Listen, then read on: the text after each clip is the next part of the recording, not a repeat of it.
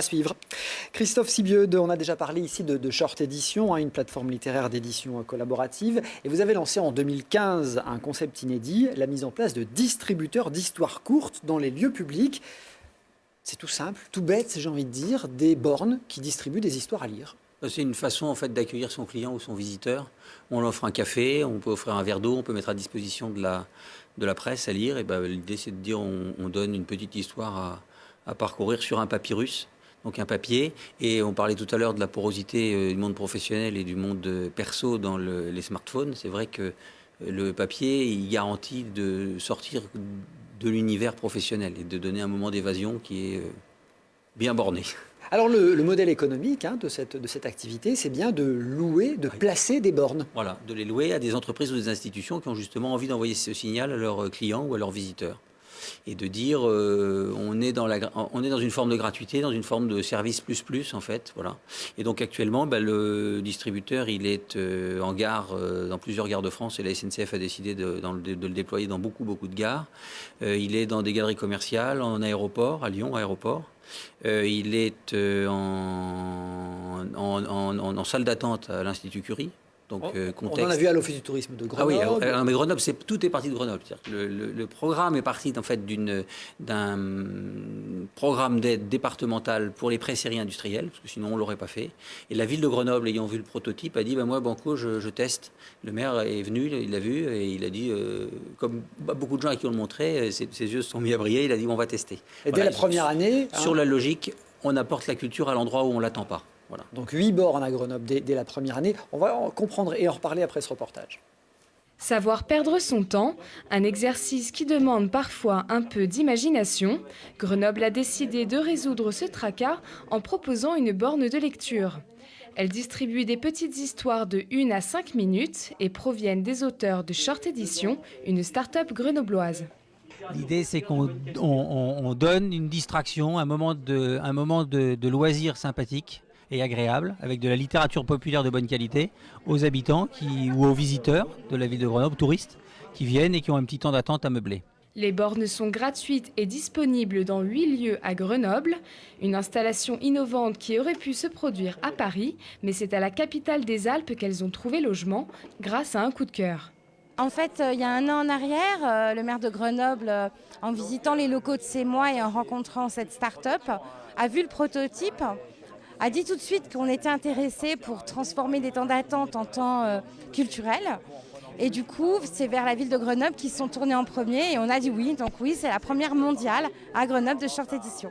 Oui, c'est un temps qui est bien mieux occupé que de faire un énième jeu Candy Crush sur son smartphone ou même d'autres jeux qui ne sont pas forcément très intéressants ou de regarder sa page Facebook. Ça change et puis ça enrichit. Et puis je pense que quand on y a goûté, on y revient forcément. Si la démarche séduit, elle se développera sur le marché national et jusqu'au privé, alors pas de temps à perdre. Alors cette idée est née il y a 1 an. Aujourd'hui, vous avez combien de distributeurs placés? Alors on en a une trentaine qui sont essentiellement en France. Donc Rennes, Bordeaux, Brest, voilà. Quimper, Grenoble, Lyon. C'est ça. Bientôt Lyon, pas encore tout à fait, mais presque. Et puis à Austerlitz, à la gare d'Austerlitz. Et puis j'évoquais les univers qui sont testés. Le ministère de la Francophonie a aussi décidé d'en prendre pour la promotion du français langue étrangère ou de la culture française à l'étranger dans les instituts français, alliances françaises ou ambassades. Voilà. Et puis, en fait, dès qu'il y a effectivement la problématique de l'attente ou de l'accueil, c'est vrai que c'est un outil innovant, sympa. Et on a été au Salon du Livre, on était la semaine dernière au Salon Viva Technologie, là où il y avait toutes les startups. Et c'est très agréable parce qu'à chaque fois que les gens appuient sur le bouton, ils trouvent ça génial.